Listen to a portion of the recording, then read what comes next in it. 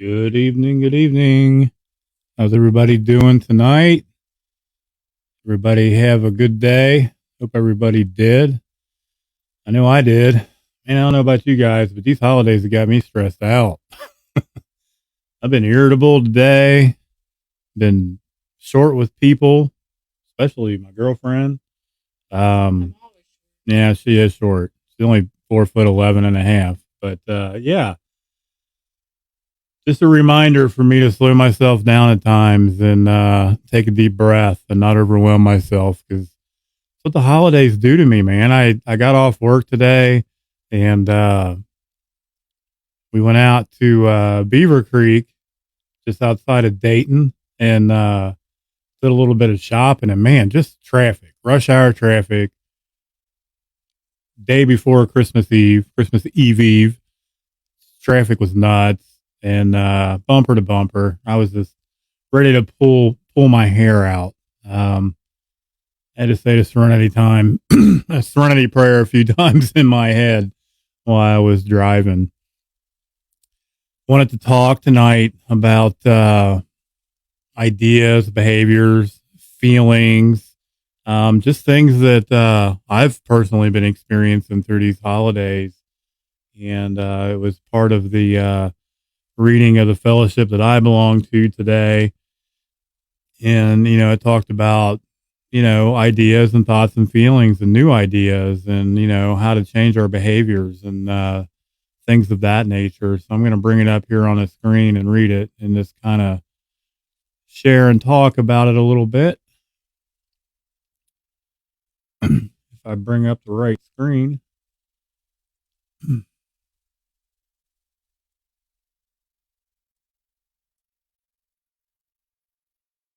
Here we go. Should be big enough for everybody to read. It says we reevaluate our old ideas so we can become acquainted with new ideas that lead to a new way of life. Um, when I sit back and reevaluate my personal old ideas, um, my thoughts, my behaviors, my actions, how I dealt with feelings when, feelings showed up or when life showed up. I was miserable. I isolated and I didn't share or talk about anything.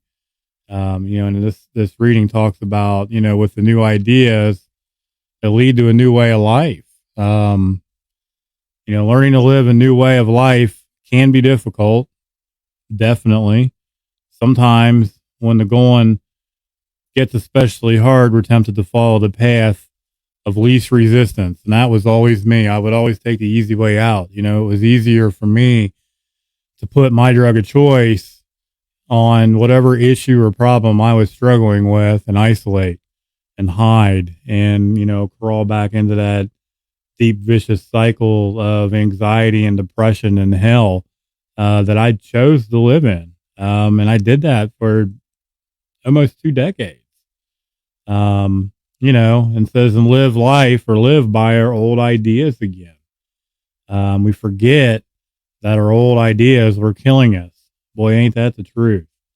That just tells me when I read that sentence to remain grateful and look at the blessings daily and staying vigilant, in my personal recovery and our recovery daily.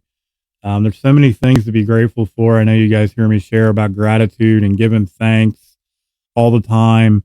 And this is exactly why. It's like today, for example, when I first opened up, I was talking about being short fused today or just irritable.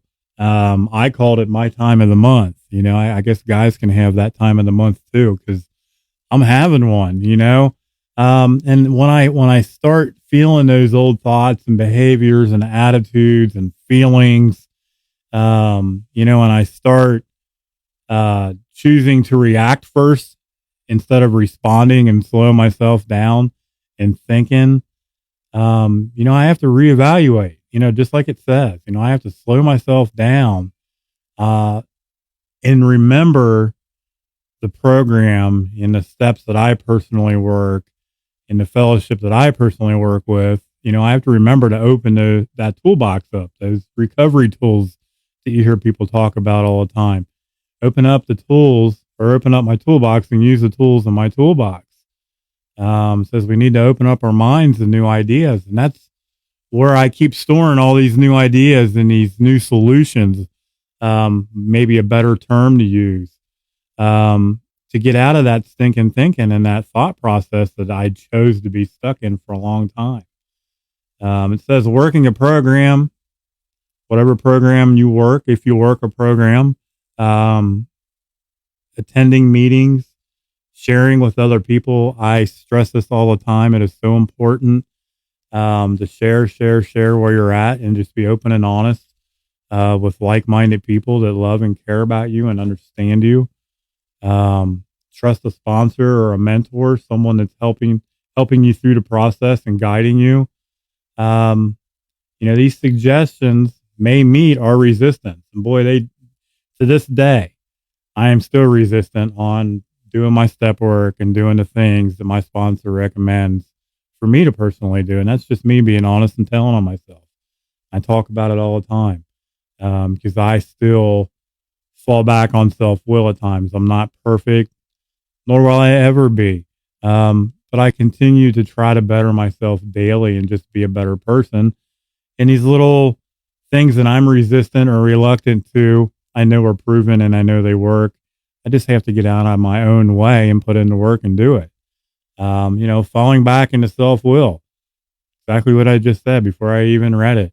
I know when I fall back on my self-will, I break out into handcuffs 10 times out of 10. I don't know about you all, but when I was doing what I wanted to do, life was miserable. It was not the way it is today. Life's beautiful today. It's not perfect, but it's getting better. Recovery is an amazing thing for me. Just having the ability to handle life when life shows up and stay in the solution rather than the mess and that chaos that I chose to live in for a really long time. It's a blessing. My life's not perfect, guys. And it's not going to ever be perfect, but it's a lot better than what it was a year and a half ago when I was living on the streets and homeless and ungrateful as hell, stuck in that mess. It says the closer to becoming the kinds of people we truly want to be, we want to change, to grow, to become something more than what we are today.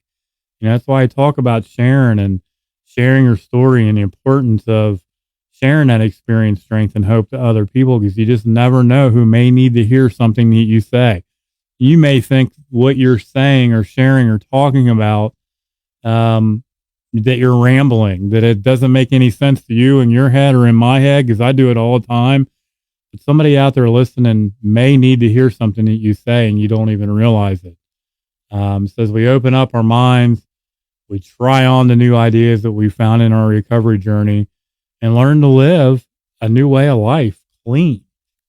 No matter what, you just don't pick up whatever your drug of choice is and you share and you talk about whatever situation may arise, whatever situation may pop up. If you're struggling today and you're dealing with depression, anxiety, guilt, shame, whatever it may be, I deal with these things on a daily basis. It's just how I go about it and how I choose to handle it. It says today I will open up my mind to new ideas and learn to live my life in a new way. And that's exactly my goal daily, is to live my life in a new way. It's that old saying, nothing changes if nothing changes. And I've literally had to change all aspects of my life in every manner, and open my mind up to these new ideas and try not to fall back on those old behaviors. That thought process, that negative thought process that I was stuck in for such a long time, and become open-minded and willing and apply myself and really put in the work and try. Those old ideas, the old lifestyle that I was living, it was killing me. I mean, it was literally killing me to the point where I had almost become suicidal. I was struggling. I was stuck. I felt unloved. No one cared about me. And I finally I had to surrender and ask myself, am I ready to change? Do I really want to do this? Or do I want to continue down the path that I've been going down of self destruction?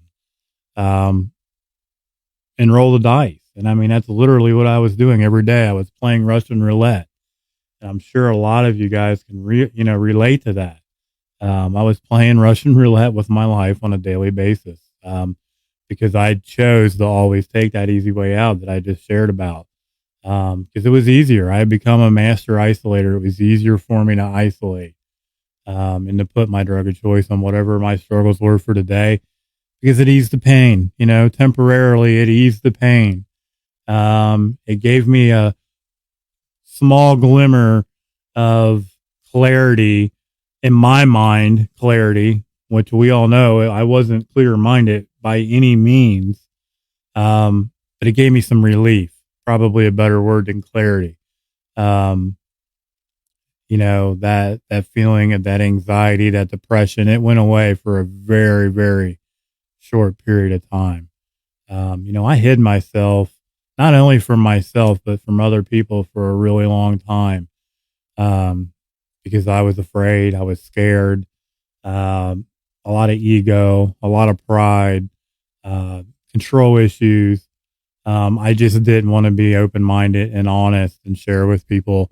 I was afraid of who I had become, and I didn't want to be honest with people and ask for help. That's what it boiled down to. I didn't want to ask for help because I was too prideful. My ego was way too big. Guys aren't supposed to ask for help. I just don't want to go back to jail. I don't want to go back to prison again. I don't want to be stuck in an institution. I don't want to have to self-admit myself into a rehabilitation program to get off the streets because it's winter time.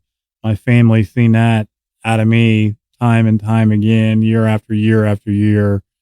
I don't want to be couch surfing and wondering where I'm going to get the next one or which couch I'm going to sleep on the next day.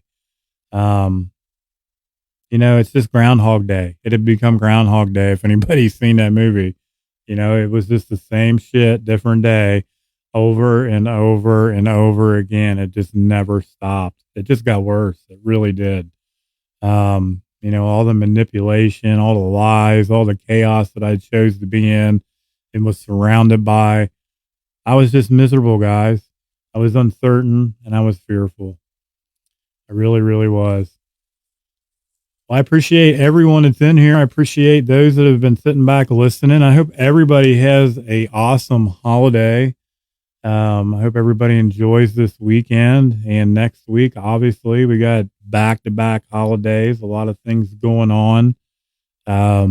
If you guys are participating in any kind of parties or family functions that it may involve alcohol or your DOC or, some uncomfortability, have an exit strategy, guys. Keep your recovery and yourself number one.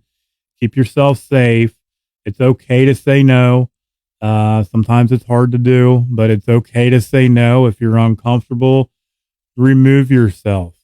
I have to set that healthy boundary when I go to functions, and I have to look out for myself and have that exit strategy myself. Because I even get uncomfortable still to this day going into certain situations. So just be safe this weekend, through the holidays. Keep you and yourself number one, your recovery number one, and just make sure you're safe. That's what's important. Stay vigilant in your recovery and set and stick to those healthy boundaries. I love you guys. I appreciate you guys all being here tonight. I will try to get on here again this weekend sometime. I'm going to have a crazy one myself. Everybody take a deep breath. If you get overwhelmed this weekend, share and talk about it. Hop onto a meeting, use your support. I love you guys. I hope everybody has a good night. We'll talk to you later. See ya.